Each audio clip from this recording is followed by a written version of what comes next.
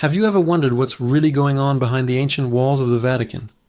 We see the Pope, the stunning architecture of St. Peter's Basilica, and the masterpieces in its museums. But there's another side to the Vatican, a side of immense financial power, built over centuries in surprising and sometimes secretive ways. Today, we're pulling back the curtain to reveal how a spiritual institution became a global financial heavyweight.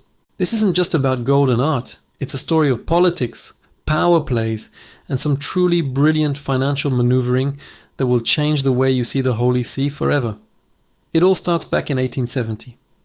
Picture this: Italian troops march into Rome, effectively ending over 1,000 years of papal rule over a large part of Italy known as the Papal States. The Pope, Pius IX, declares himself a prisoner in the Vatican. For nearly 60 years, the Vatican had no official territory, and more importantly, no official income from land. It was a crisis. How could a global institution survive without a state?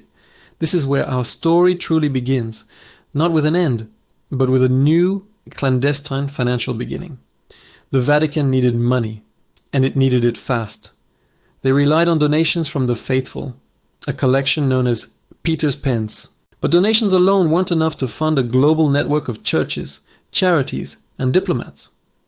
Behind the scenes, a new strategy was forming.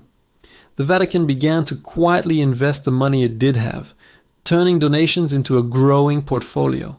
They started small, investing in local Roman industries, but their ambition was much, much bigger. They were learning the game of finance, and they were learning it well. Then came the turning point, 1929. Benito Mussolini, the leader of Italy, was looking to legitimize his regime. He needed the blessing of the Church. The Pope, now Pius XI, saw an opportunity to finally solve the Roman question. The result was the Lateran Treaty. This agreement officially created Vatican City as the world's smallest independent state. But that's not all. As compensation for the lost Papal States, Mussolini's government gave the Holy See a massive cash payout and Italian government bonds. We're talking about the equivalent of over $1 billion in today's money. This single event transformed the Vatican from a financially struggling institution into a major player on the world's financial stage. With this newfound fortune, the Pope needed someone to manage it. He turned to a brilliant lay financier named Bernardino Nogara. Nogara was a genius, but he had one strict condition for taking the job.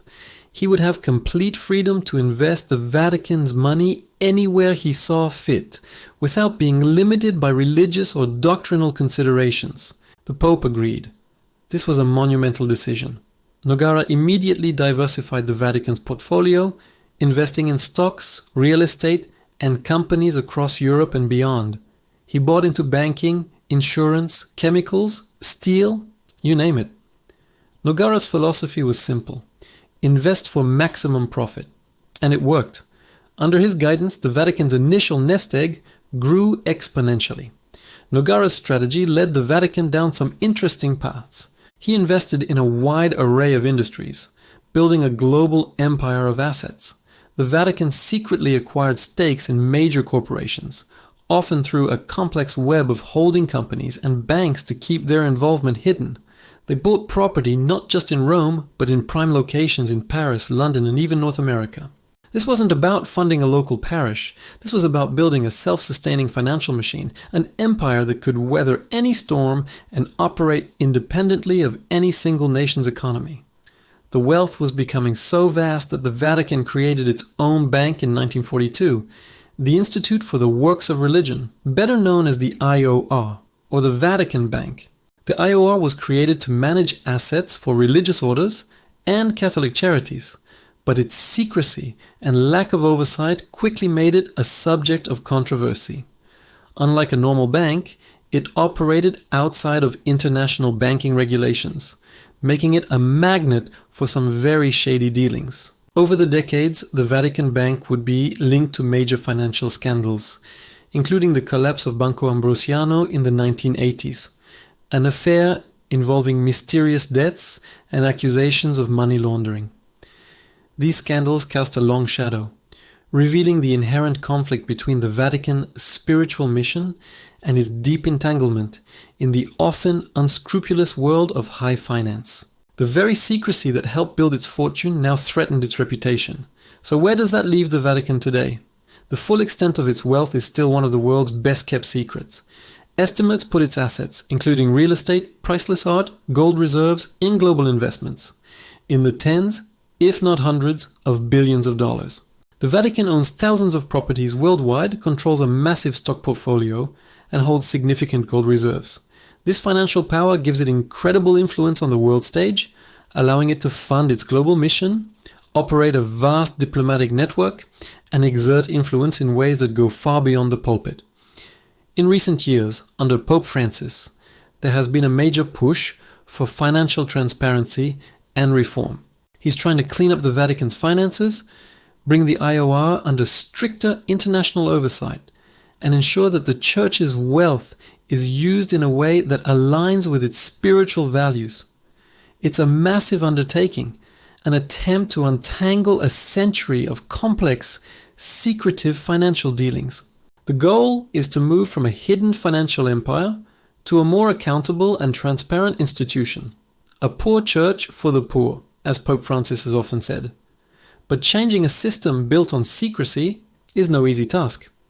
The story of the Vatican's finances is a fascinating journey, from near bankruptcy to becoming a global financial powerhouse.